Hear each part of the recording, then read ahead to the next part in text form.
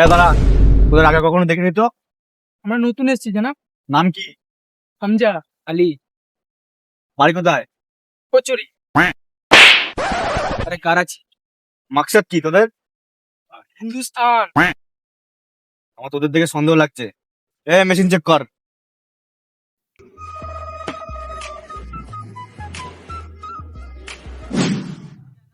জানাব এই মেশিনই নাই। প্রথমেই তো বলেছিলাম মেশিন নেই। মেশিন নাই? তুমি তো বলেছিলে একটুখানি কাটতে হবে, আমার একটুখানি কি ছিল, কেটে দিয়েছি।